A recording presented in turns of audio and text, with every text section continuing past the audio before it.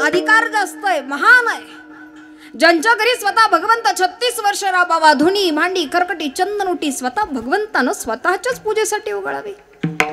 आणि एवढ्या अधिकारानुसार जर कोणी आपल्याला वर्णन करत असेल, कारण अधिकार असल्याशिवाय कोणी बोलू नये असं म्हणतात. ज्याचा जो अधिकार आहे ना त्यानं त्या अधिकारानुसार बोलावं.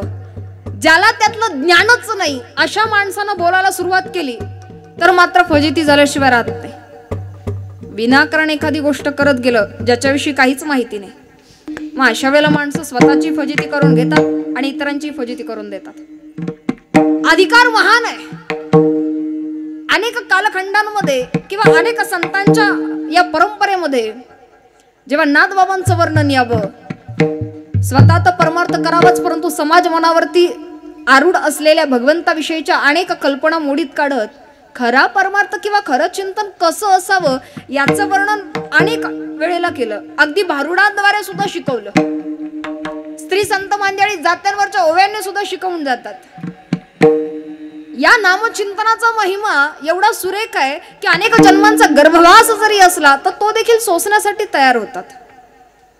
संपदा सोहळा नावडे मनाला, लागला टकळा पंढरीचा. पंढरीसी जावे वाटतंय मनाला, नामचिंतन करावं, पण नामचिंतन मुखारविंदामध्ये येण्यासाठी सुद्धा प्रारब्ध असावं लागतं असं म्हणतात. पहिलाच दिवस आहे, सप्त्याची सुरुवात आहे. काही काही माणसं म्हणाली असतील जाऊ द्या गडा आजचा पहिलाच दिवस आहे आपण उद्या जाऊ. ऐकणं सुद्धा प्रारब्धात असावं. किंवा काही काही म्हणाले असतील स्वयंपाक तर झाला, जेवण झाली, भांडी तेवढी घासायची राहिली, आता कंटाळा आला, जाऊ द्या आता पहिलाच तर दिवस आहे. यायचं होतं बरं का महाराज, पण अचानक काहीतरी काम निघालं, पण आज काही येता आलं. ऐकणं सुद्धा प्रारब्धात असावं लागतं. साधनेचा एक गुण आहे. श्रवण करणं साधना आहे, गायन करणं साधना आहे, मृदंग वाजवणं साधना आहे, बोलणं साधना, या ठिकाणी येणं सुद्धा साधना आहे. बहुनाम जन्म नामंते, अनेक जन्मांच्या नंतर एक गुण आम्हाला हा साधकाचा प्राप्त होतो. आणि हा एक गुण जरी प्राप्त झाला तरी भगवंत प्राप्ती आहे. पण हा एक गुण येण्याकरता सुद्धा अनेक वेळचा अवकाश जाईल. काही काही घरी बसून म्हणत असतील साऊंड सिस्टीम वाल्यांना सांगा भोंग्याचा आवाज वाढवायला, ऐकू येईना झाले. शेकोटी पेटवलेली आहे, धग किती दुरून घेतली म्हणजे लागेल. Concentration is a very important thing. जोपर्यंत तुमचं चित्त स्थिर होत नाही. गीतेमध्ये नुसता धर्म आणि कर्म नाही शिकवलं, गीतेत अंतःकरणाची स्थिरता संयम शिकवलाय. हिमालयामध्ये जाऊन तपश्चर्या करणारे अनेक असतील. हिमालयात जाऊन तपश्चर्या करणारे, स्वतःच्या शरीराला पीडा देऊन साधना करणारे अनेक आहेत. पण खरा परमार्थ त्यालाच म्हणायचं ज्याला संसारात राहून सुद्धा विरक्त राहता आलं. केवळ तिथं जाणं आणि भजन नामचिंतन करणं अजिबात नाही. संसारात राहून सुद्धा परमार्थ उत्तम आणि योग्य पद्धतीने करता येतो हे दाखवून द्यावं त्या जगद्गुरु तुकोबारायांनी. हे दाखवून द्यावं नाथबाबांनी. आतापर्यंत कोण्याही संतांनी संसार सोडायला सांगितलेलं नाही. नामचिंतनावरचा विश्वास आणि श्रद्धा, ती दृढता की भगवंता तुझ्या नामचिंतनातली ताकद. प्रसंग नेहमीचा ऐकिवातला पण वाक्य फार गोड आहे. हनुमानजी एकांतामध्ये साधना करतात, नामचिंतन करतात.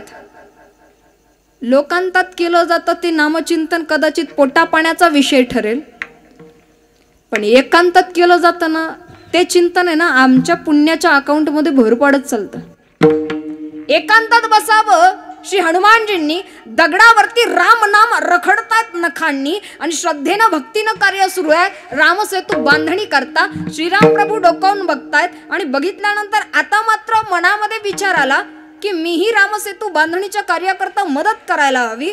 म्हणून दगड उचलला, पाण्यात टाकला, बुडाला. दुसरा दगड उचलला, समुद्राच्या पाण्यात टाकला, बुडाला. तिसराही दगड बुडाला. प्रसंग नेहमीचा ऐकिवातला पण वाक्य फार गोड आहे. विषय सोडून दिला, पाठीमागे फिरावं. मागे फिरल्यानंतर अचानक लक्षात आलं श्री हनुमानजी हात जोडून उभे आहेत. विचारलं केव्हा आलात? हनुमानजी म्हणाले मी पहिल्या दगडाला आलो. बरं पहिल्या दगडाला आलात, मग मला सांगा माझ्या नावाची दगड तरतायत, मग माझ्या हातानं टाकलेला दगड का नाही तरत आहे? हनुमानजींनी इतकं गोड उत्तर दिलं, म्हणे देवा ज्याला देवानच टाकलाय ना त्याला कोणताच भवसागर तारू शकत. ज्याला भगवंतानच टाकून दिलाय. देवा तुमच्या नामचिंतनातली ताकद अमाप आहे, त्याची कल्पना तुम्हाला सुद्धा नाही. या नामचिंतनानं काय काय घडतंय, गाथा सुद्धा पाण्यात तरंगतोय. ताकद फार आहे. कसं असताना काही गोष्टींचं महत्व योग्य वेळी कळत नाही. लोक म्हणतात मग बोलल्यानं काय होतंय, बोलल्यानंच सगळं होतंय. कदाचित अध्यात्मातलं कितपत पटेल शास्त्रात वर्णन येतं. डॉक्टर अब्दुल कलाम त्यांच्या अग्निपंख नावाच्या पुस्तकात लिहून जातात की तुम्हाला जे करायचंय, जे बनायचंय ते रात्री झोपताना बोला.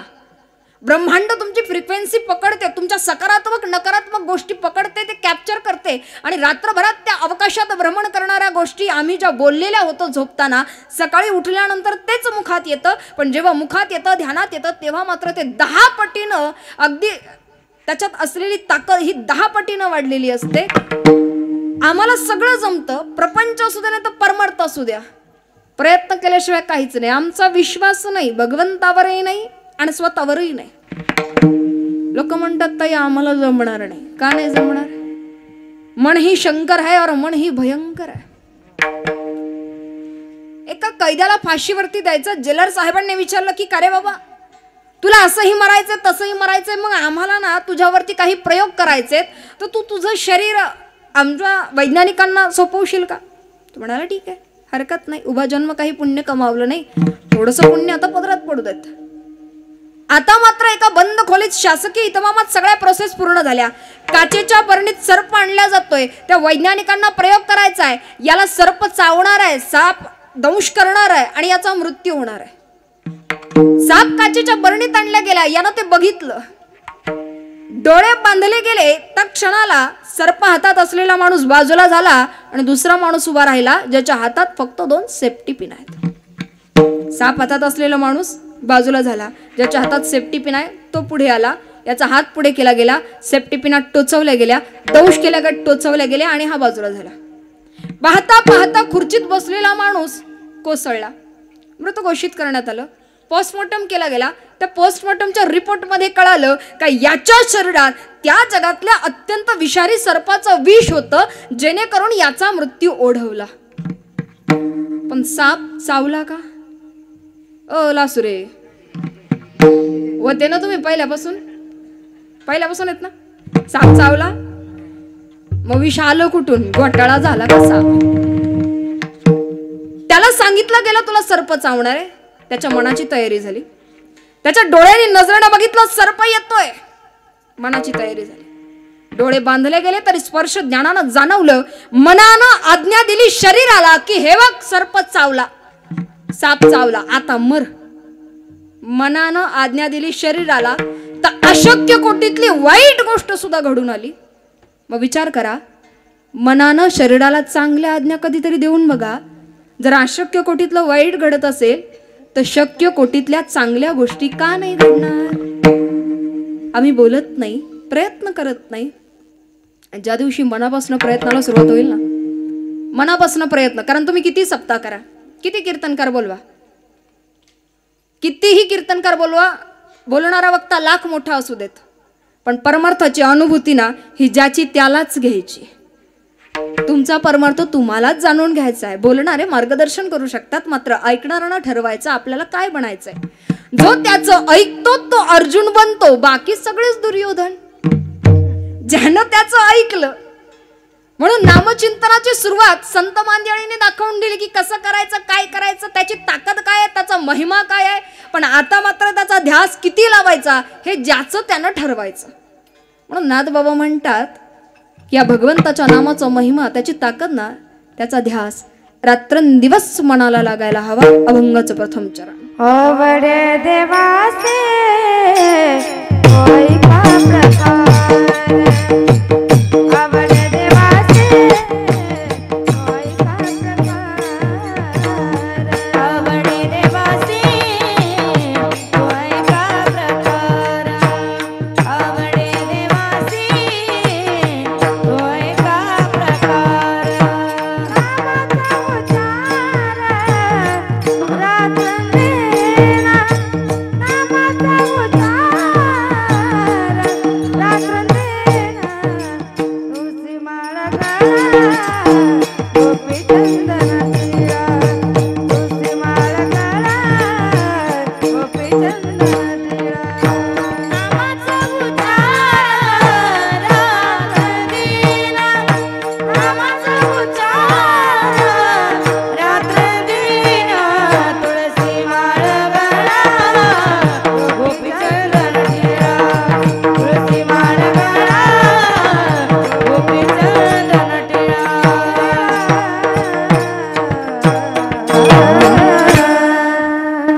आवडे देवासी तो ऐका प्रकार.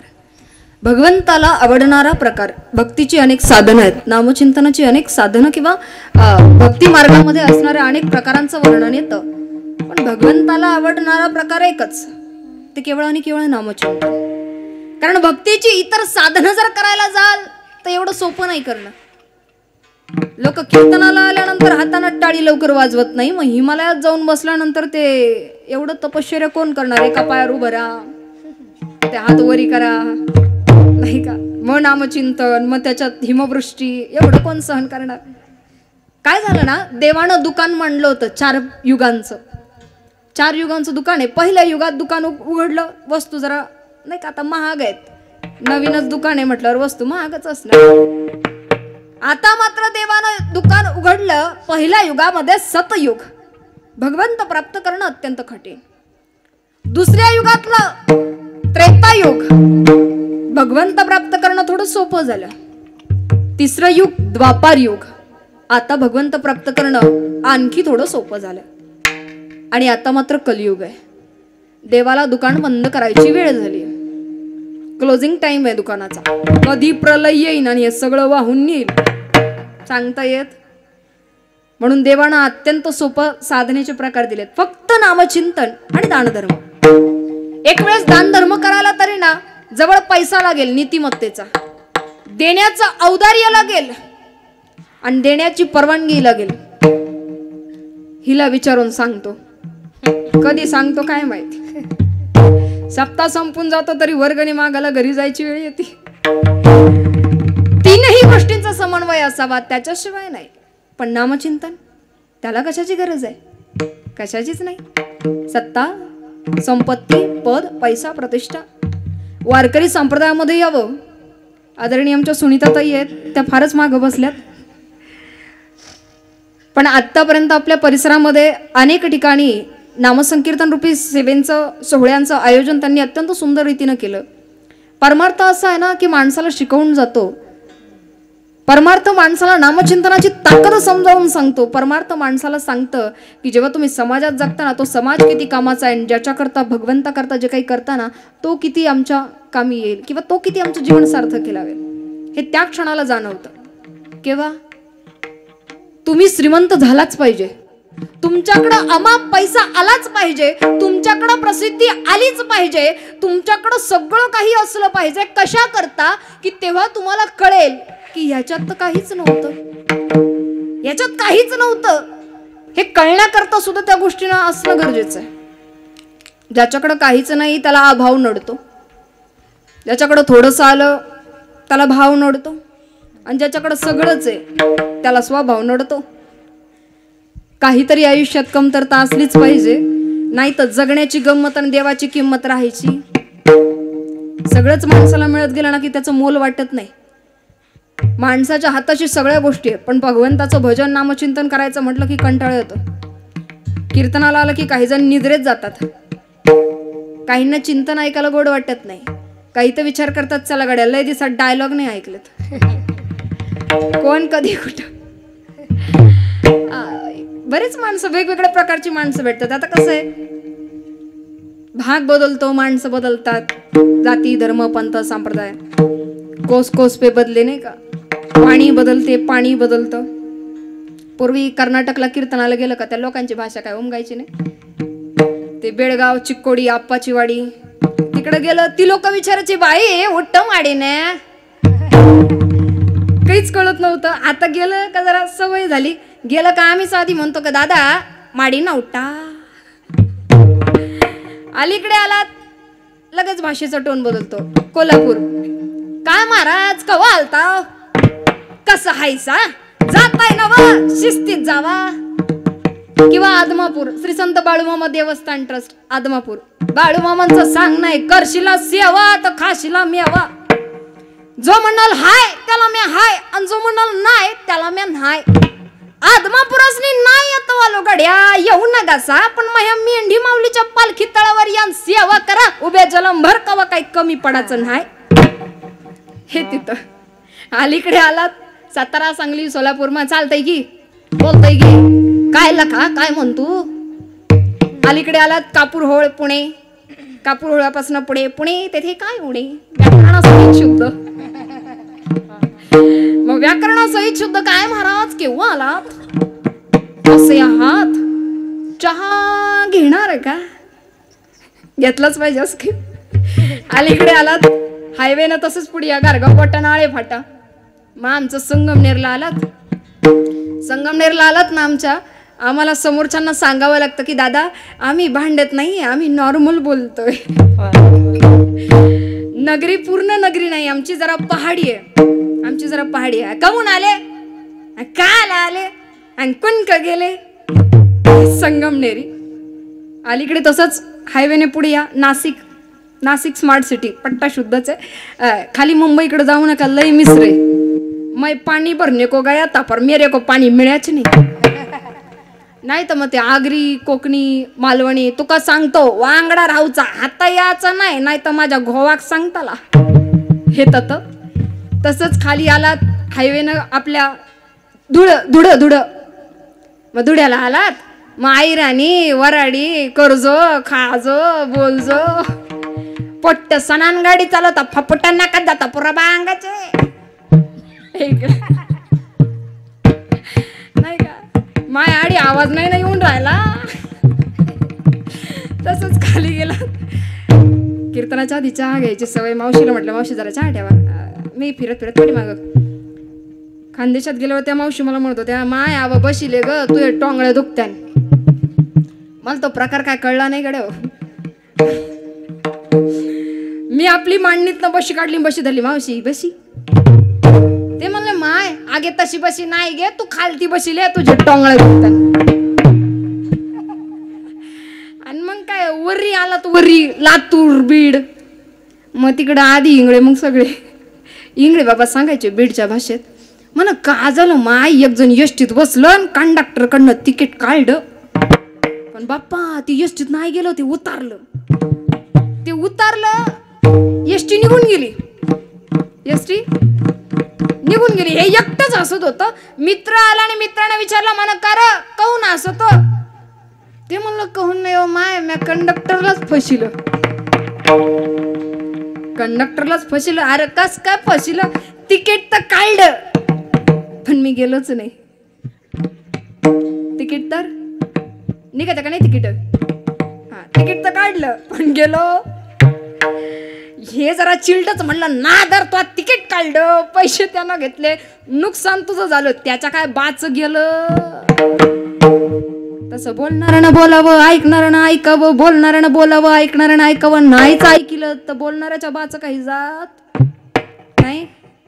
येथे कोणाचे काय बागेले येथे कोणाचे काय बागेले येथे कोणाचे काय बागेले येथे कोणाचे काय बागेले येथे कोणाचे काय बागेले येथे कोणाचे काय बागेले येथे कोणाचे काय बागेले येथे कोणाचे काय बागेले ज्याचं ध्यान या नाही मेले येथे कोणाचे काय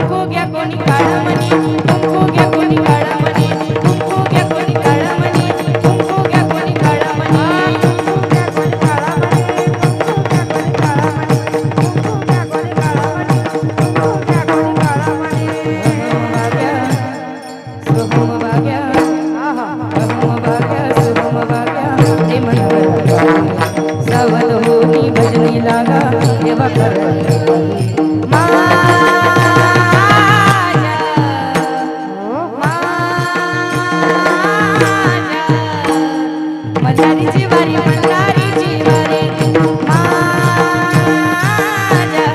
मल्हारीची वारी मल्हारीची वारी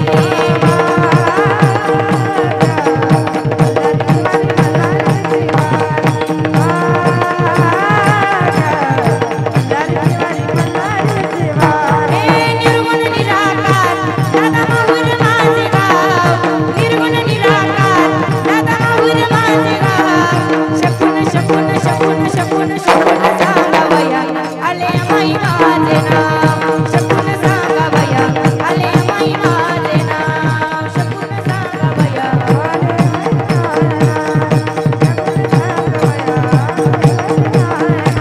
या शेजारणीनं या शेजारणीनं वर नाही केलं गा बया मला पंढरीला नेलं ग बया मला पंढरीला नेलं ग बया मला पंढरीला नेलं ग बया मला पंढरीला नेलं ग बया मला पंढरीला नेलं ग बया मला पंढरीला नेलं ग बया ए पिंगळा महाद्वारी कोणी बोलत रे का पिंगळा महाद्वारी पिंगळा महाद्वारी कोणी बोलत रे का पिंगळा महाद्वारी ए पिंगळा महाद्वारी कोणी बोलत रे का पिंगळा महाद्वारी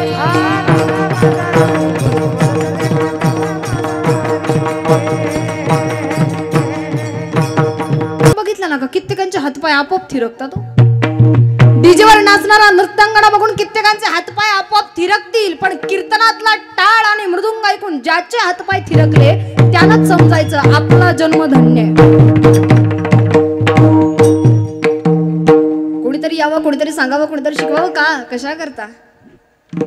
आयुष्य प्रत्येकाचं अनमोल आहे. सांगणारे थकलेत आणि ऐकणारे थकलेत. परमार्थाची मुहूर्तमेढ रोवणारी गेली 750 वर्षांपासून अनेक कालखंडापासून सुरू असणारी ही पद्धत. कीर्तन हे निव्वळ प्रथा म्हणून नसावं. कधी कधी काय होतं ना, समोरच्याला जास्त सुधरवण्याच्या भानगडीत पडू नये असं म्हणतात.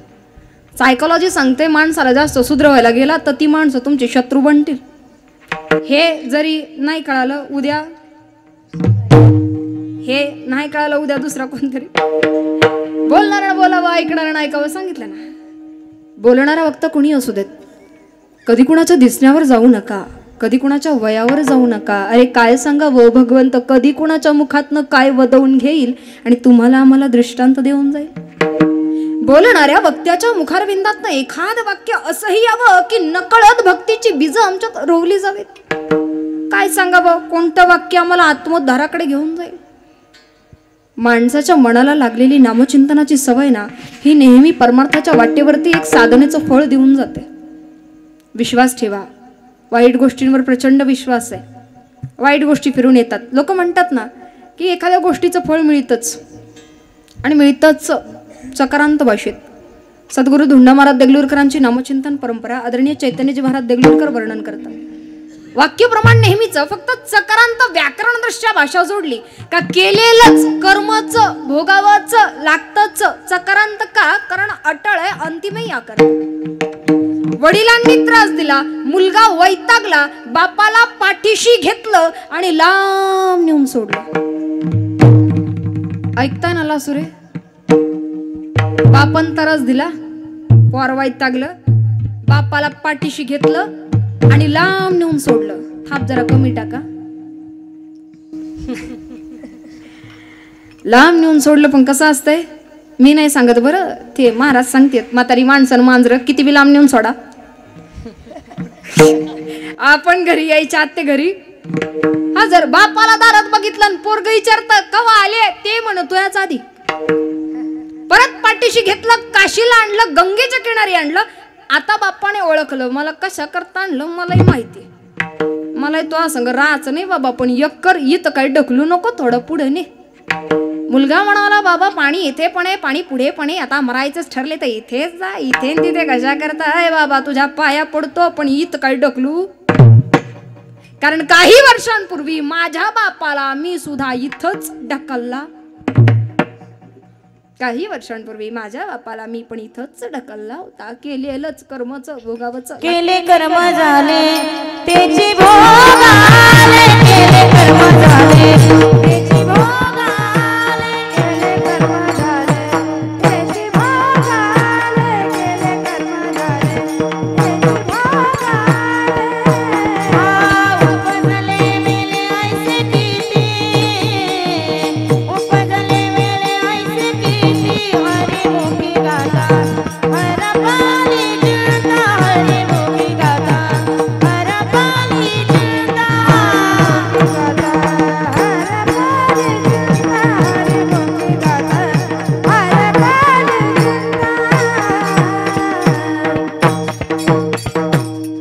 केले कर्म झाले त्याची भोग आले.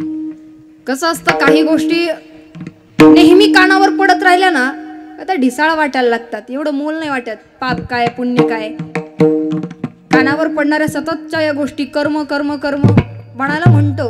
पण एक सांगू का, तुला तुझ्या कर्माचं फळ नक्की मिळेल हे मला जर कोणी म्हणावं ना तर ते फक्त आणि फक्त आशीर्वादासाठीच असावं. वाईट गोष्टींवर विश्वास आहे की वाईट गोष्टी फिरून परत येतातच. मग विश्वास ठेवा, जर वाईट गोष्टी फिरून परत येत असतील तर चांगल्या गोष्टी सुद्धा परत फिरून येतातच. कदाचित उशीर होईल पण विजय नेहमी सत्याचाच होतो.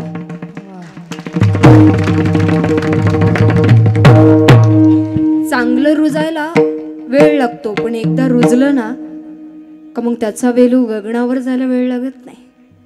आणि एकदा तिथपर्यंत पोहोचलं, यद्गतवान नाही का निवर्तन्ते तद्धाम परमं मम, एकदा तिथं गेलं की पुन्हा माघारी. आणि हे ही जाणीव ना परमार्थाची जेव्हा येते ना की अरे त्याच्या चरणाशी जे सुख आहे ना ते बाकी कुठे नाहीये. त्याच्या नावाची गळ्यामध्ये असणारी तुळशीची माळ. बराच लोक विचारतात, ताई मग ते सोयर सुतक पडलं का माळी पण बदलायच्या का? हातातल्या बांगड्या बदलीत येत, गळ्यातल्या पोथींच्या नाही का धागे दोरे बदलत येत, मग ते माळ पण बदलायची का, माळ काढायची का? शरीरातनं प्राण गेला तरी चालेल पण गळ्यातली माळ कधी काढू नये. तुटली तर बदलावी लगेच पण माळ कधी काढू नये आपल्या हातानं. या माळीचं पावित्र्य एवढे जे स्वतः मला शुद्ध करते तिला तुम्ही शुद्ध करणारे कोण? मस्तकावरती असणारा गोपीचंदन टिळा त्याच्या नावचं कुंकू आम्ही कपाळावरती लिहिलेलं आहे. मीराबाईनं फार सुंदर एक प्रमाण गातात की कसं आहे ना, या जगामध्ये कुणाला जर मी वरलं ना तर कधी ना कधीतरी त्याचा मृत्यू होणार आहे, त्या व्यक्तीचा मृत्यू होणार आहे आणि मला वैधव्य येणार आहे, मला वैधव्य येणार आहे. परंतु मी ज्याला वरले ना त्यानं आचंद्र सूर्य निर्माण केलेले आहेत, वैधव्य येण्याची गोष्टच येत नाही. मी त्याला वरले, त्याच्या नावाचं कुंकू माझ्या मस्तकावरती धारण केलंय आणि फार प्रेम आहे त्याचं आपल्यावरती. आपण देवावर किती प्रेम करतो माहिती नाही पण पांडुरंगाचं अपार प्रेम आहे. पंढरपुराच्या वाटेवरती वारकऱ्यानं यावं, ऊन नाही, वारा नाही, पाऊस नाही, तहान नाही, चिखल नाही, अगदी जीवाच्या आकांतानं भगवंताच्या ओढीनं वारकऱ्यानं यावं आणि कौतुक वाटतं आपल्या सगळ्याच परिसराचं. अगदी इकडे सिंदखेड राजा जालन्यापासून म्हणाला तरी हरकत नाही, जालन्यापासून इकडे पुढचा सगळा भाग ना इतका उन्हाळा जाणवतो आणि इतकं ऊन प्रचंड, पण तरी सुद्धा रस्त्यानं बऱ्याच ठिकाणी झाडं नसतातच. हायवेवरती बघायला गेलं ना त्या ही माणसं उन्हातच ठेपा धरून बसतात. पण भगवंतापर्यंत पांडुरंगापर्यंत पोहोचण्याची ओढ काय कमी होत नाही. पण कौतुक आहे, एवढं अंतर यावं त्या पांडुरंगाच्या केवळ एक क्षण दर्शनाकरता आणि पंढरीशी पांडुरंग परमात्माचं एक क्षण दर्शन घेण्याकरता आलेला हा वारकरी पंढरपुरामध्ये यावा. पंढरपुरामध्ये आल्यानंतर आता मात्र वाखरीचा असणारा मोठा रिंगण आस्वाद घेतला जातोय. मोठ्या रिंगणाचा आस्वाद घेतला. आता सगळे वारकरी निघतायत, संत भेट होतीये. वाखरीच्या दिशेने अशी नामदेवराया घेण्याकरता आलेले आहेत. सगळ्या मानाच्या पालख्या एका पाठोपाठ उभ्या आहेत. आदिशक्ती मुक्ताबाई, श्री निवृत्तीदादाशी चांगदेव, संत जनाबाई, संत सखूबाई, त्या ठिकाणी असणारे श्री एकनाथ महाराज असतील, जगद्गुरु तुकोबाराय असतील, सगळ्या संतांच्या मानाच्या पालख्या एका पाठोपाठ लागल्यात. सगळ्यात शेवटी माऊली ज्ञानोबारायांची पालखी आहे. सगळ्यांचा भार, या अवघ्या विश्वाला सुखी करण्याचा भार ज्यांच्या खांद्यावरती ते माऊली ज्ञानोबाराय सगळ्यात शेवटी आहे. अवघाची संसार सुखाचा करीन आनंद. आणि सगळ्यात शेवटी उभ्या असलेल्या माऊली ज्ञानोबारायांच्या पालखीकडनं चोपदाराकडनं दंड उंच करण्यात आला. वारकरी संप्रदायामध्ये कीर्तनकारापेक्षा जास्त महत्व विनेकऱ्याला आणि चोपदाराला आहे. चोपदाराकडनं दंड उंच करण्यात आला की आता सगळ्या मानाच्या पालख्या पंढरपुराच्या दिशेने आहेत. पंढरपुरात तुम्ही आम्ही सगळे वारकरी आलोत. आपल्याला पांडुरंगाचं दर्शन घ्यायचंय. आपल्या सगळ्यांना पांडुरंगाचं दर्शन घ्यायचंय. पण ते आता एवढं सोपं? 84 लक्ष योनींचा फेरा पूर्ण करत या शेवटच्या फेऱ्याला यावं. थोडा आवाज वाढवा. शेवटच्या फेऱ्याला यावं लागणार आहे. आणि शेवटच्या फेऱ्याला आलं आता थोडंसं अंतर राहिलेलं आहे. विटेवर उभा असणारा पंढरशी पांडुरंग परमात्मा बघायचा आहे. तुम्ही सगळेजण आम्ही सगळेजण आता पंढरपुरात आहोत. एवढं अंतर काटून आता तुम्ही आला. थोडंसं अंतर राहिले. तुम्हाला दिसतील चोखोबराया. चोखोबरायांचं दर्शन घ्या. पुढे व्हा दिसेल नामदेव पायरी. नतमस्तक व्हा. पुढे निघा. या बाजूला दिसतील गणपती बाप्पा. गणपती बाप्पांचं दर्शन घेतलात. पुढे निघालात. पांडुरंग आदिहीजीचं दर्शन त्या संत कान्होपात्रा दर्शन घ्या आणि पुढे व्हा. पांडुरंगाच्या दर्शनाआधी गरुड खांबाचं आलिंगन झालं नाही मग ते दर्शन तरी कसलं? गरुड खांबाचं आलिंगन घेतलं. दर्शन घेतलं. पुढे निघालात तर लक्षात येईल काचेमध्ये ठेवलेला श्री ग्रंथ आहे. दर्शन घ्या आणि पुढे पाऊल टाकताच लक्षात येतं तुम्ही उभे आहात पंढरपूरच्या मंदिराच्या गाभाऱ्याच्या मुख्य प्रवेशद्वाराशी. आत पाऊल टाकलं तर लक्षात येतंय गर्दी अमाप आहे. सिक्युरिटी उभं राहू देत नाहीये. पांडुरंगाच्या चरणावर डोकं टेकून होत नाही. तेच सिक्युरिटी ढकलतेय. तुम्हाला आम्हाला सुद्धा आता सिक्युरिटी ढकलणार आहे. पण आपलं ढकलणं होण्याआधी आपल्याला त्याला बघायचंय. थोडंसं अंतर राहिलंय. नजरेला पंढरशी पांडुरंग परमात्मा दिसू लागलाय. विटेवरती उभा आहे. कटेवरती हात आहे. डोक्यावरती राजमुकुट आहे. गळ्यामध्ये कंठीहार आहे. तुळशींच्या माळा लोंबतायत. वैजंती माळा आहेत. पायामध्ये सोन्याचे तोडे आहेत. हातात सोन्याचे कडे आहेत. पिवळ्या पितांबरावरती हातात सुंदर भरजरी पंचा शेला शोभायमान दिसतोयत. कानामध्ये मकराकार कुंडल आहेत. मस्तकावरती गोपीचंदन टिळा अगदी नाकापर्यंत रेखीव आणि मधोमध बुक्क्याचं बोट आहे. त्या बुक्क्याच्या बोटावरती सुंदर असं तुलसीपत्र रेखाटलेलं आहे. पिवळ्या पितांबरात शोभायमान दिसणारा पंढरीश पांडुरंग परमात्मा विटेवरती उभा आहे. कट्यावरती हात आहे. तुमची दर्शनाची वेळ आली. पांडुरंगाच्या चरणावरती डोकं टेकवा आणि दर्शन घ्या समोर उभे असलेल्या पांडुरंगाचं. समोर उभा आहे. इतकं लावण्य आहे पांडुरंगाचं. देवाकडे बघावं वाटावं की आता बस घरी जाऊच नाही. एवढं लावण्य एवढं सौंदर्य पांडुरंगाचं. जगात तुम्ही कोणाच्याही सौंदर्याच्या प्रेमात पडा. ते सौंदर्य कधी ना कधीतरी नाही का नाश पावेल किंवा ते सौंदर्य तुम्हाला त्रास देईल. जगाच्या प्रेमात पडाल तर डिप्रेशन मध्ये जाल. देवाच्या प्रेमात पडा सगळ्या डिप्रेशन मधून बाहेर याल. त्याच्या प्रेमामध्ये पडावं. एवढं लावण्य एवढं लावण्य. सावळे रूपाने चोरटे चित्ता. सावळे रूपाने चोरटे चित्ता. सावळे रूपाने चोरटे चित्ता. सावळे रूपाने चोरटे चित्ता.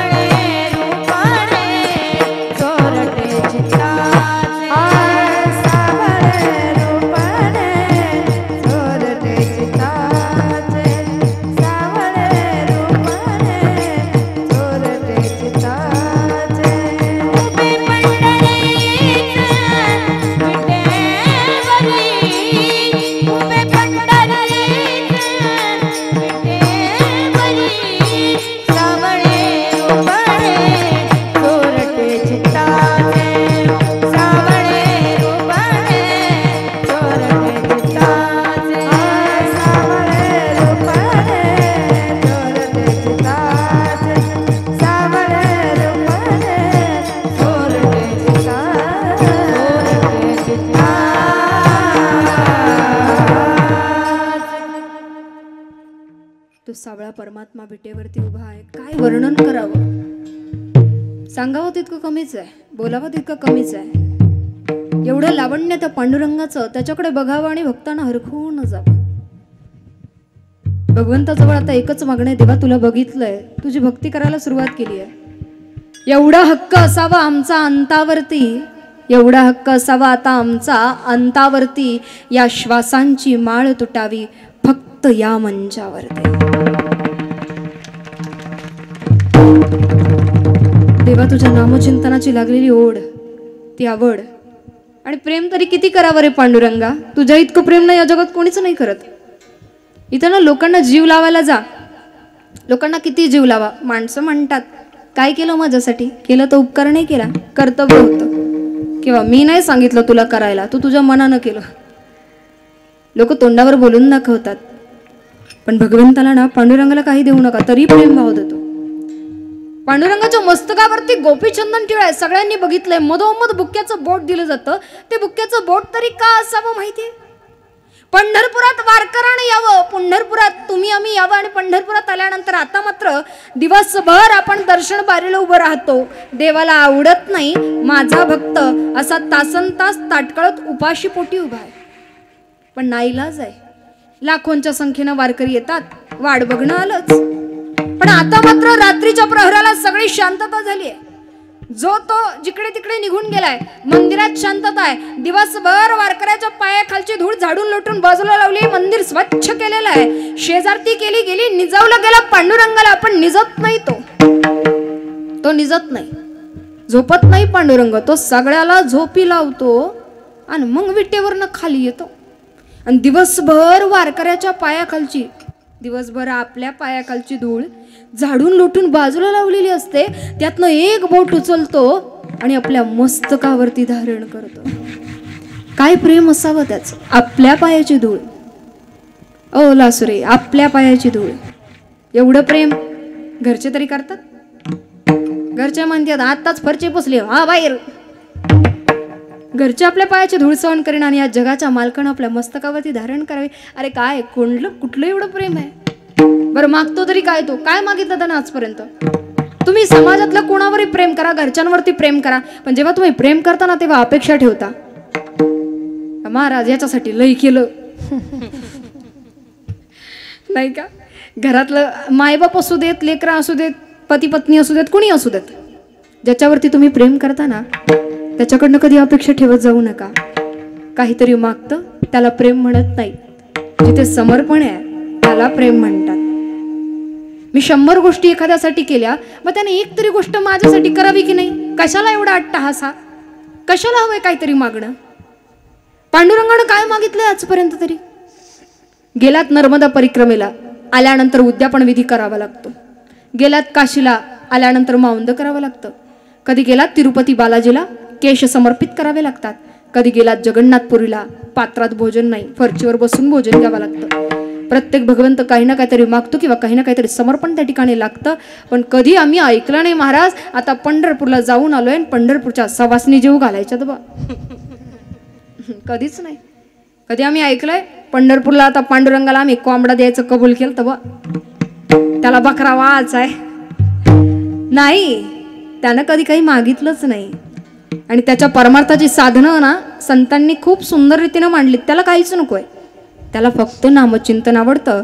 आणि सोबतीला ना त्याच्या नावचं गळ्यामध्ये असणारा हा तुळशी माळ किंवा तुळशी मालेसोबत असणारा गोपीचंदन टिळा, ही तुळशी माल तो गोपीचंदन टिळा नवे नवे अंतःकरणात वैष्णवांविषयी वारकऱ्यांविषयी असणारा जिव्हाळा, याच्यापेक्षा वेगळं तो काही मागतच नाही. अभंगाचं द्वितीय. तुळशी माळ गळा गोपीचंदन टिळा, तुळशी माळ गळा गोपीचंदन टिळा, तुळशी माळ गळा गोपीचंदन टिळा, तुळशी माळ गळा गोपीचंदन टिळा, तुळशी माळ गळा गोपीचंदन टिळा.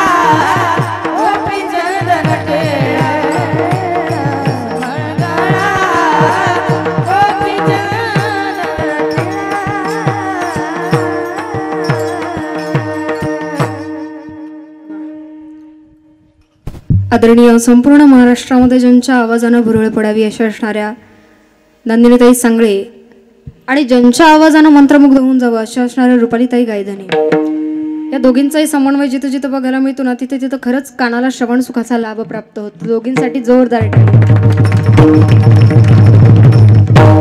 आणि अर्थातच आपले दोन्ही मृदुंगाचार्य.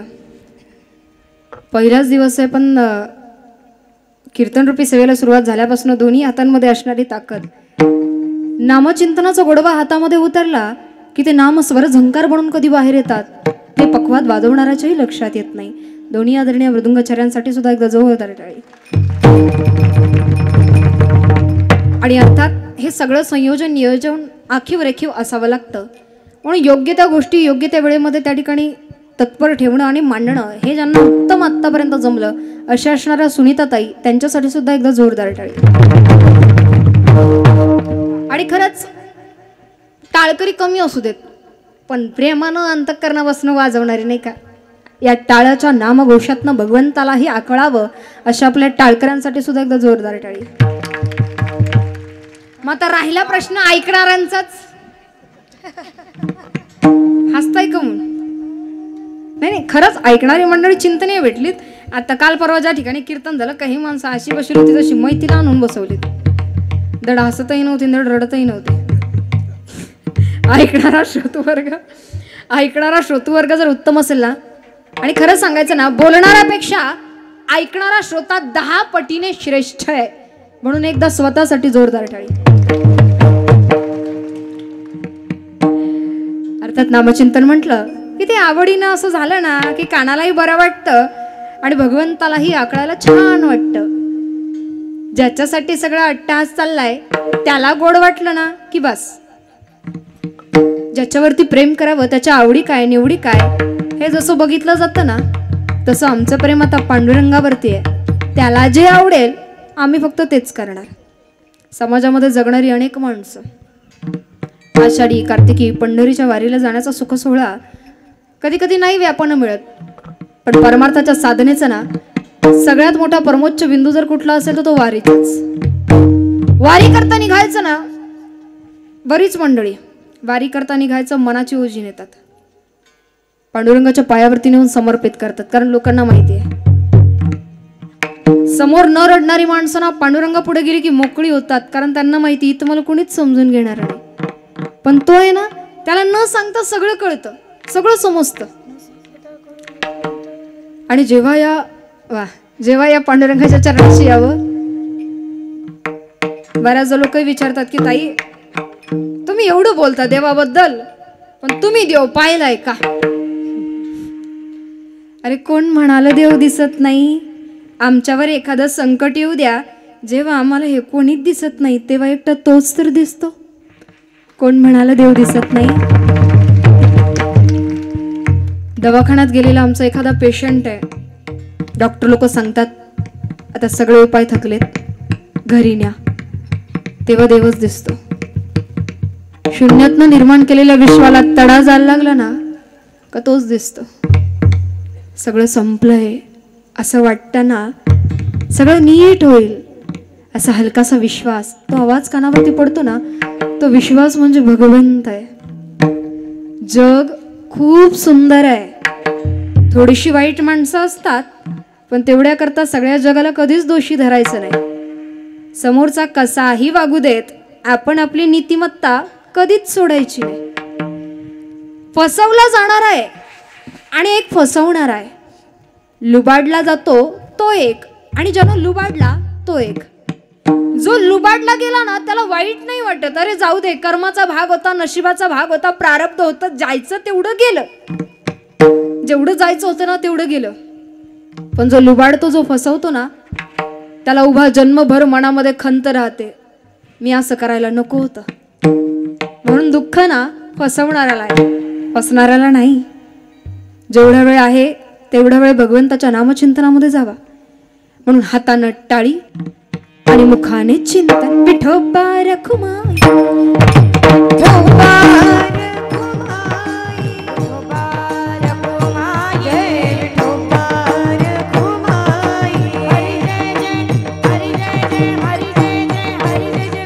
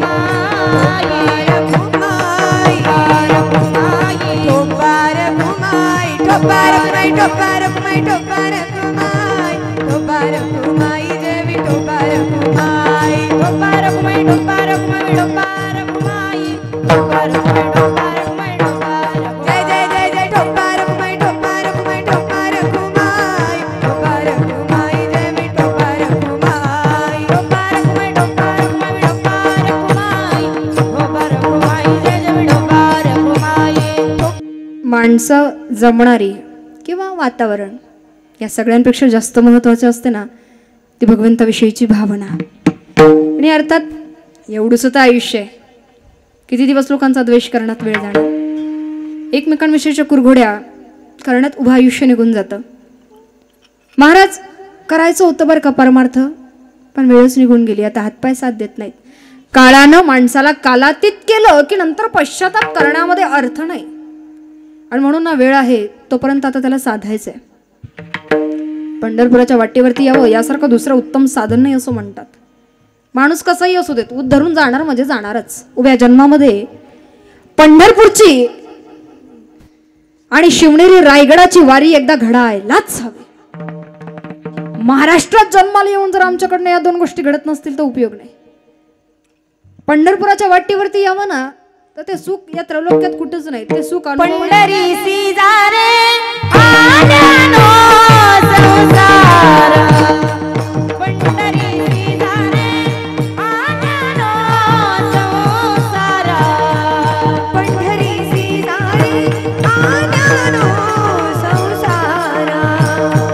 पंढरीसी जारे आनंदो संसार.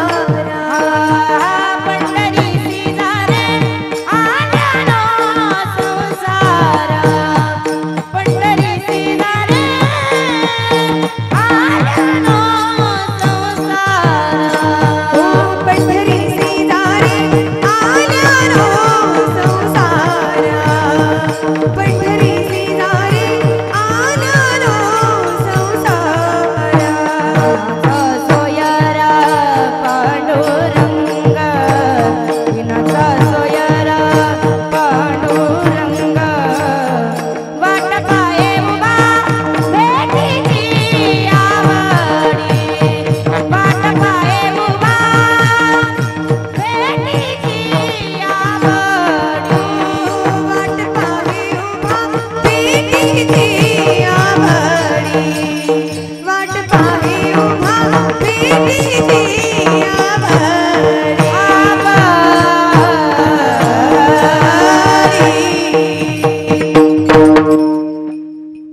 पंढरी शेजारे संसारात आलात ना एकदा तरी वारी घडावी. लागतं तरी काय, सत्ता संपत्ती पैसा पद प्रतिष्ठा काहीच नाही. वाळवंटामध्ये कीर्तनाला सुरुवात झाली. कीर्तन तरी कुणाचं? कीर्तन होतं भानुदास महाराजांचं. कीर्तन सभेला प्रारंभ झाला आणि कानावरती कीर्तनाचे स्वर ऐकू येऊ लागले. घरात असणारा 22 वर्षांचा तरुण मुलगा आईला सांगतो, आई कीर्तनाला जायचंय, घेऊन चलतेस? वैतागली, रागावली, चिडली, तुला रोज रोज काय रे कीर्तनाला जायचं? माझा जीव आता थकत चालला, माझ्याच्यानं नाही जमायचं. तुला कीर्तना करता न्यायचं म्हणजे खांद्यावरती वाहून न्यावं लागेल राजा, पाठीवरती वाहून न्यावं लागेल. कोपरापासून हात नाही, गुडघ्यापासून पाय नाही, तुला पाठीवरती न्यायचं. माझं वय होत चाललंय, नाही रे जमत आता. लेकरू आईला सांगता, आई आता रोज नाही ना ग, आज फक्त शेवटचं घेऊन चालतेस? शेवटचं वगैरे काय म्हणतो रे? लेकरू कसंही असू दे, आईला तर प्रियच आहे, जायचंय ना. पाठीशी घेतलं, खांद्यावरती वाहून आणावं. नाथबाबांनी बघितलं तशी साथ घातली. ये कुर्मदासा, बैस बाबा, भजन कर. कुणाला सांगतायत? ज्याला हात नाही तर त्याला, ज्याला पाय नाही तर त्याला. महाराजांना माहिती आहे, ज्याला खरंच नामचिंतनाची आवड आहे त्याला कुठल्याही निमंत्रणाची गरज नाही, कशाचीच गरज भासत नाही. आवाज कानावर पडला की त्या ओढीनं माणसं आपोआप निघतात त्या वाटेवरती. रात्रीच्या प्रहराला कीर्तन सांगता संपन्नता झाली. जो तो घरी जाऊ लागला. मात्र कुर्मदास महाराज घरी जाण्याकरता तयार नाही. नाथांनी जवळ यावं, डोक्यावरनं मायेनं प्रेमानं हात फिरवावा आणि विचारावं, का रे बाबा घरी नाही का जायचे? कुर्मदासांनी उत्तर द्यावं, महाराज नाही जायचं. अरे मग जाणार कुठे? तुम्ही कुठे निघालात? आम्ही तर निघालो पंढरपुराला, पंढरीश पांडुरंग परमात्माला भेटण्याकरता. कुर्मदास महाराज विचारतात, महाराज मी येऊ? नाथांनी हसावं, अरे तुला यायचं? वारीला यायचं म्हणजे सोपं नाही राजा. वारीला जायचं म्हणजे कोणती ओझी सोबत नकोय, जातानाही नाही आणि येतानाही नाही. जाताना माणसं मनाची ओझी नेतात आणि पांडुरंगाच्या चरणाशी रिकामी करतात, पण कधी त्याला विचारतात तू कसा आहेस बाबा? कधी विचारलंय? आम्ही आमची संसाराची गाराणी मात्र तिथं मांडून येतो, पण कधी त्याची विचारपूस नाहीच केली. बरं, मनाची ओझी तिथं ठीक आहे, पण येताना मात्र आम्ही पळपाटलाटणे घेऊन चालतो. लेकरांना नातवंडांना खेळणी घेऊन चालतो. ओझी जातानाही नकोय, ओझी येतानाही नकोय. तुला कोपऱ्यापासून दोन्ही हात नाही, गुडघ्यापासून दोन्ही पाय नाही, जो कोणी उचलून घेईल तुला त्याची वारी पूर्ण व्हायची नाही. बरं ठीक आहे, तुझी एवढीच इच्छा आहे, मी तुला घेतो, चल. नाही महाराज, तुम्ही घेऊ नका आणि बाकीच्या कुणाला बी घेऊ देणार नाही. माझी जबाबदारी मी घेतो, तुम्ही फक्त हो म्हणा. नाथांनी सांगावं, अरे वेड्या, हो म्हणणारा मी कोण आहे? करता करविता तिकडे वर बसलाय, त्याची इच्छा असेल तर येशील. रात्रीच्या प्रहराला सगळे झोपी गेलेत, एकटे कुर्मदास महाराज जागेत. ते जाण्याकरता निघालेत. चालले तरी कुठे, चाललेत तरी कुठं? वारी दिंडी सकाळच्या प्रहराला पहिल्यांदा ज्या गावात पोहोचेल त्या गावात जाण्याकरता. बरं, जाणार तरी कसे? हात नाहीत, पाय नाहीत, पोटावरती ओन्म व्हावं, रेंगाळत रेंगाळत सरपडत सरपडत त्या दिशेनं निघावं. शरीरात काटे घुसतात, दगडा घुसतात, रक्तबंबाळ होतं, कशाचीच पर्वा नाही. सकाळच्या प्रहराला हनुमंतरायांच्या मंदिरासमोर यावं आणि समस्त गावकऱ्यांना हा करा द्यावा की ओ गावकऱ्या हो, गावात नाथबाबांची दिंडी येणार आहे हो. कुणासनी कालवण आणायचं आणून ठेवा, कुणाला भाकरी आणायची आणून ठेवा. वारीला जात नाही आलं तरी चालल, वारकऱ्याला जेव घाला, वारीला गेल्याचं पुण्य पदरात पडल. गावकऱ्यांनी आनंदाने तयारी केली. नाथांची दिंडी गावात प्रवेश करते झाली तसे सगळी माणसं नाथबाबांना सामोरे जातात. नाथबाबांना मात्र प्रश्नच पडला, आम्ही येणार तुम्हास कसे समजले? गावकरी सांगतात, अहो महाराज, तुमचा वारकरी गावात आलता. अरे कोण वारकरी? कुठला वारकरी? महाराज तुमचाच वारकरी. गळ्यात तुळशीची माळ होती, कपाळाला बुक्का होता, दोन्ही हात नाही, पाय नाही, पण मुखात लय गोड भजन होतं. नाथबाबांच्या लक्षात आलं, कुर्मदास महाराज येऊन गेलेत वाटतं. विचारावं, अरे मग कुठे आहे तो वारकरी? कुठे आहे तो वारकरी? वारकरी थांबलाच तरी कुठं? वारकरी आपला निघाला पुन्हा पुढच्या गावात सगळ्यांच्या भोजनाची, निवासाची सोय करण्याकरता. प्रत्येक गावी असंच घडत गेलं. मात्र नाथबाबांची आणि कुर्मदास महाराजांची भेट ज्या गावी घडावी ते गाव म्हणजे सोलापुरानजीक लहुळगाव. लहुळ गावामध्ये नाथांनी कुर्मदासांना बघितलं, कडकडून मिठी मारली. अरे जिंकलंच बाबा, काय दुर्दम्य इच्छाशक्ती आहे, इथपर्यंत येऊन दाखवलंस. चांगल्या चांगल्याला नाही जमायचं रे. आनंद चेहऱ्यावरती ओसंडून वाहतोय तो नाथ महाराजांच्या. मात्र कुर्मदास महाराजांच्या डोळ्यात पाणी आलं. महाराज, इथपर्यंत आलो खरा, पण इथून पुढे नाही जमायचं आता. अरे का नाही जमायचं? चल, थोडंस अंतर राहिलं, पंढरपूर आता दूर नाही रे राजा, चल. थकलास का? मी घेऊ. नाही महाराज. मग झालं काय? महाराज, जिथून निघालो ते आतापर्यंत तुम्हा सगळ्यांच्या भोजनाची, निवासाची सोय करत गेलो, पण माझ्या पोटात अन्नाचा कण सुद्धा नाही, त्राण नाही राहिले शरीरात. जाल पंढरपुराला ना तर सांगा पांडुरंगाला होता कुठेतरी भक्त. चिडलेच जरा नाथबाबा, सगळ्यांच्या भोजनाची सोय केलीस, मग तू का नाही रे काही खाल्लंस, का नाही काही प्यायलंस?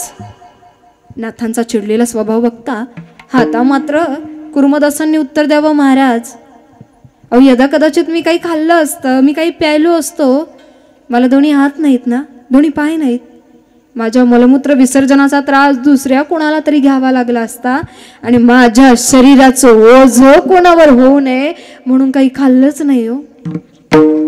खरं नाही राहिले त्राण नाही राहिलेत आता, पण त्याला बघण्याची फार ओढ आहे हो. जा ना पंढरपुराला, सांगा ना, द्या ना एवढा निरोप.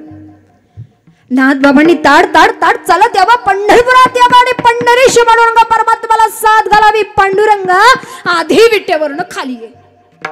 लहुळगावी भक्त वाट पाहतो देवा, आधी त्याला दर्शन दे, मग आम्हा वारकऱ्यांना. अधिकार किती आहे नाथबाबांचा?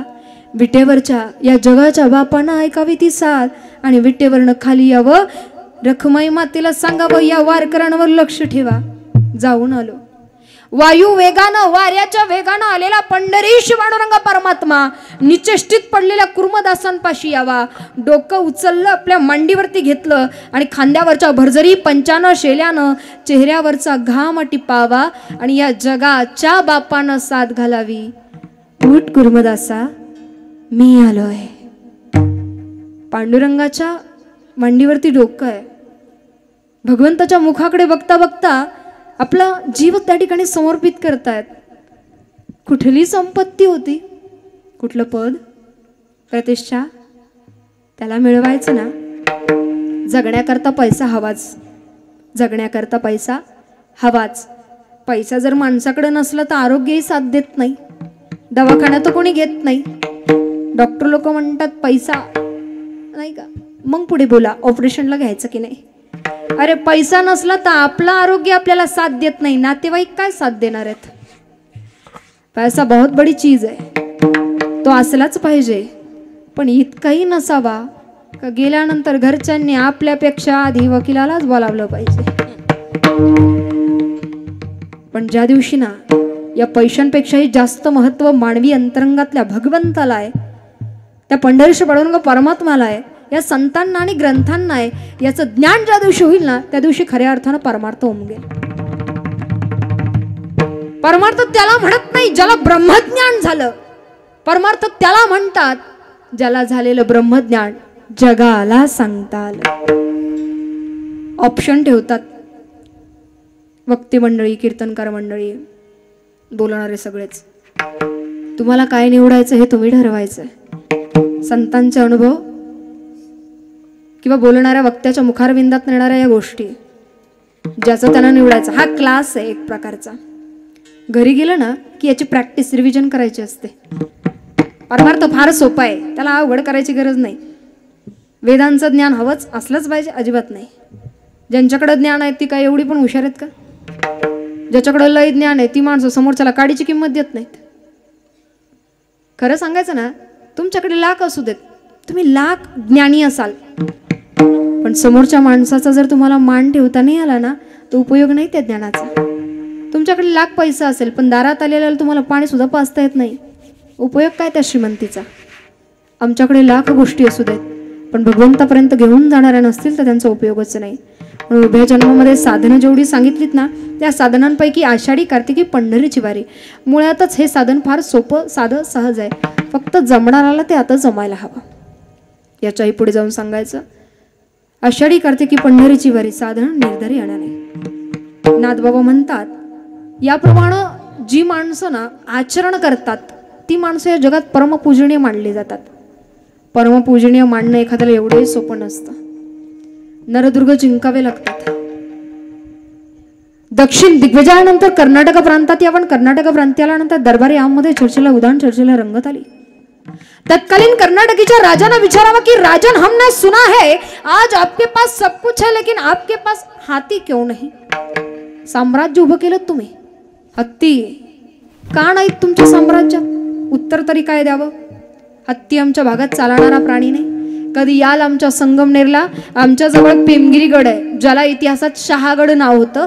ज्या शहागडावरती आमच्यापासून 5 किलोमीटर आहे फक्त, ज्या शहागडावरती छत्रपती शिवाजी महाराजांचा जन्म व्हायचा, पण इतिहासातल्या काही घटनांमुळे तो पुढे शिवनेरी किल्ल्यावर गेला.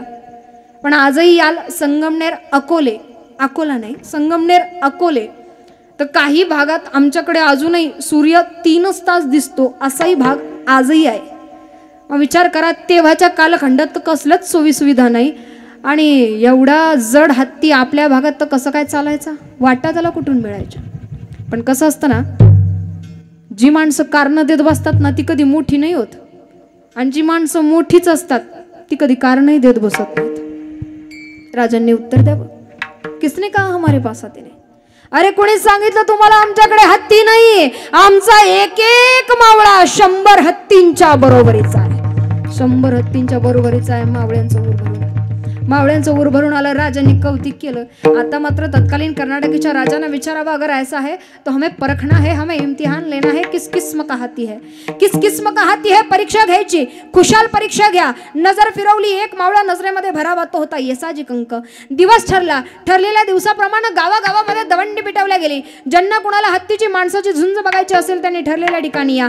ठिकाणही ठरलं. उंच अशी गोलाकार आसन व्यवस्था निर्माण केली गेली. त्या उंच आसन व्यवस्थेवरती आता गावाच्या गावा माणसाच्या माणसं लुटू लागली ही झुंज बघण्याकरता. एका हत्तीची माणसाची झुंज असते तरी कशी हे बघण्याकरता जमलेली माणसाने आता मात्र उंच आसनावरती छत्रपती शिवाजी महाराज तत्कालीन कर्नाटका प्रांतीचे राजे येऊन बसलेले आहेत. इशारत झाली आणि त्यानंतर मात्र इशारत झाल्यानंतर हातात मध्ये अगदी साखळदंड घेतलेली 100 हपशी एका मधोन्मत्त हत्तीला ओढत आणतायत. मृदंग ओढत आणतायत आणि आता मात्र हातात तलवार घेऊन येसाजी उभा आहे. हपशांनी जेव्हा हाताला साखळदंड धरलेला आहे इतिहासामध्ये वर्णन येतं अत्यंत क्रूर आणि पराक्रमी असा एक हपशी.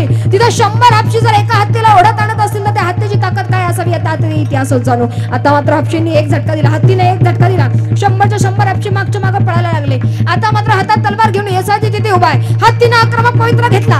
हत्ती धावत निघाला येसाजी तिथेच उभा. हत्ती धावत पुढ्यात आला. येसाजी तिथेच उभा. हत्तीनं झेप घेतली तसं डाव्या बाजूला चपळाईनं उडी मारावी ती येसाजीनं. आता मात्र पुन्हा आक्रमक पवित्रा. पुन्हा धावत हत्ती निघाला. आता मात्र पुन्हा येसाजीनं उजव्या बाजूला चपळाईनं उडी घेतली. हत्ती चकवायचं काम सुरू झालं. हत्ती चकवायचं काम सुरू झालं. का? कारण प्रत्येक युद्ध नेहमी बाहूच्या लढावर लढली जात नाही. काही युद्ध बुद्धीच्या ताकदीवर लढायची असतात. हत्ती थकवायचा, हत्ती झुकवायचा आणि आता मात्र शेवटचा आक्रमक पवित्रा. हातातली तलवार सोंडेवरती सरकत चालवली. रक्ताच्या चिळकांना उडाला. धुळीचा सावट माजला. नजरेला काही दिसेना. आसन व्यवस्थेवरची माणसं उठून उभी राहू लागली. अरे गेला वाटतं, मेला वाटतं. एवढाच हा माणूस त्या हत्ती पुढे टिकतो कसला. गेला मेला येसाजी मेला म्हणता हातात विजयी तलवार घेत बाहेर यावं गर्जना करतच ते येसाजी कंकण हर हर. थांबा जरा. कसं आहे ना आपलं रक्त प्याटाला टाइमच लागतो. त्याच्यामुळेच तर सगळं चाललंय. हत्ती गेला आणि शेपूट राहिलेलं बा. हर हर. खरी जिंकण्याची मजा तेव्हाच असते जेव्हा लोक आपल्या हारण्याची वाट पाहतात. आसन व्यवस्थेवरनं उतरून आलेल्या राजांनी मात्र हातातलं सोन्याचं कडं काढलं आणि जेव्हा येसाजीच्या हातात टाकलं येसाजीनं झरकन कडं काढलं. सांगितलं राज सोन्याच्या कड्या पाय नाही लढलो. तुमची शाबासकीची एक थाप माझ्या पाठीवर असावी म्हणून लढलो. माणसांना जेव्हा प्रोत्साहन द्यायला शिकतात तेव्हा ती मोठी होतात. वारकरी संप्रदायामध्ये पण ना एक पांढरे कपडे घालणारा दुसऱ्या पांढरे कपडे घालणाऱ्याविषयी तितकाच उत्तम स्वभावाचा असावा असं म्हणतात. समाजामध्ये जगणारी सगळीच माणसं तुम्ही कुटुंबातले असात किंवा नसात. कधी कधी आपल्याच घरचे म्हणतात आमचं पोरग उगं गावावर वळून टाकले गड्यावर, काही कामाचं नाही. आपल्याच माणसांनी आपल्याला डॉमिनेट केलं की मग जगही नावं ठेवायला कमी करत नाहीत. परमार्थच करायचा ना, लय साधा सोपा आहे. आषाढी कार्तिकी पंढरीची वारी करा, एकादशी सोमवार व्रताचरण करा, गळ्यात तुळशीची माळ धारण करा, गोपीचंदन टिळा धारण करा. आणि हे सगळं करताना नामचिंतन मात्र तेवढं विसरू नका. आणि हे सगळं ज्याला जमतं त्याच्यासारखा या जगात दुसरा परमपूजनीय कोणीच नाही. अभंगाचं शेवटचं. एक जनार्दनी ऐसा जाने वा, एक जनार्दनी ऐसा जाने वा, एक जनार्दनी ऐसा जाने वा, एक जनार्दनी ऐसा जाने वा, एक जनार्दनी ऐसा जाने वा, एक जनार्दनी ऐसा जाने वा.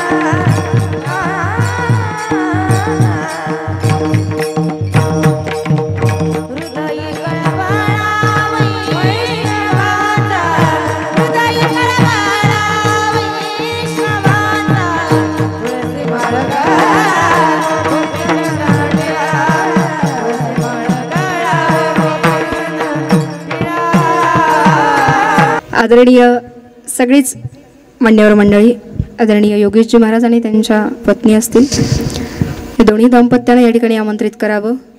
आणि आल्यानंतर अर्थातच या ठिकाणी असणारे आदरणीय दोन्ही मृदुंगाचार्य, आदरणीय गायनाचार्य, आदरणीय हार्मोनियम वादक, आदरणीय विनयकरी, या ठिकाणची सगळी बालवारकरी, नामोल्लेख काय आता पुन्हा करत नाही, सगळ्यांची नावं घेतलेलीच आहेत. आदरणीय सगळी मंडळी, आपल्या सर्वांचे धन्यवाद.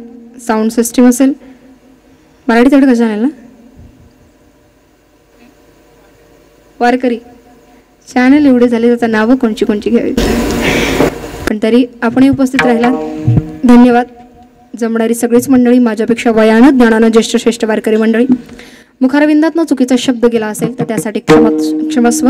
आदरणीय आमचे बंधुराज अक्षयजी महाराज चंद्र ते देखील उपस्थित राहिले. आणि आत्तापर्यंत जसं आजूबाजूच्या परिसरात असेल प्रत्यक्ष किंवा अप्रत्यक्ष बघत असाल, कदाचित झी टॉकीजवरती फक्त मराठी, शेमाळू मराठी बाणा, कलर्स मराठी या चॅनल्सवरती कीर्तनाकरता बघितलं असेल किंवा न्यूज 18 लोकमत, ABP माझासारख्या चॅनल्सवरती न्यूज अँकरिंग करताना बघितलं असेल. तसंच माझा ज्ञानोबा या मालिकेद्वारे विठ्ठलपंतांच्या मातोश्रींच्या भूमिकेत बघितलं असेल. नसेल बघितलं, मालिका यूट्यूबला आहे. यूट्यूबवरती माझा ज्ञानोबा नाव सर्च केलं तर मालिकेचे एपिसोड येतात. शुद्ध आणि सांप्रदायिक मालिका आहे, कुठल्याही वाह्यातपणा नाही. श्री विठ्ठलपंतांच्या मातोश्रींच्या भूमिकेमध्ये आहे, नक्की बघा. किंवा बाळूमामाच्या नावानं चांगलं ह्या मालिकेत बघा. किंवा शिवपुत्र संभाजी या महानाट्याचा गेली 2 वर्ष अंश आहे. खूप सुंदर महानाट्य आहे. कधी आपल्या परिसरात असेल किंवा पुणा नाशिक भागामध्ये जेव्हा सेटअप असेल तुमचं जाणं झालं तर नक्की जा. जगायचं कसं धर्म करता हे शिकवावं छत्रपती शिवाजी महाराजांनी, पण धर्म करता मरायचं कसं हे जर शिकायचं असेल तर मात्र संभाजी महाराजांचा इतिहास अनिवार्य. आणि म्हणूनच शिवपुत्र संभाजी असेल किंवा सध्या माझा शो सुरू आहे झी मराठीवरती, नक्की बघा. अवघा रंग एक झाला, दररोज सकाळी 7 वाजता. खूप सुंदर भजन मालिका आहे. आणि नाहीच काही लक्षात आलं अपडेट्स तर सोशल मीडिया उत्तम साधन आहे. यूट्यूबला सर्च करा, नाही तर इंस्टाग्रामला जा, HBP इंग्रजीत टाका, हबाबत जयश्रीताई तिकांडे ऑफिशियल. मालिकेचे प्रोमो आहेत, कीर्तनाचे अपडेट्स कळतील. पंचक्रोशीत आल्यानंतर ऐकायला मिळेल. माझीच कीर्तनं ऐका असं अजिबात नाही, आजूबाजूला इतर कुणाची कीर्तनं असतील तेव्हाही जात जा, ऐकत चला. नामसप्ताह होईपर्यंत सगळ्यांनी सुंदर असं सहकार्य करत चला. मुखारविंदातनं चुकीचा शब्द गेला असेल तर त्यासाठी क्षमस्व. जे काही चांगलं आहे ते आदरणीय गुरुवर यांचं ज्ञानेश्वर. ज्ञानेश्वर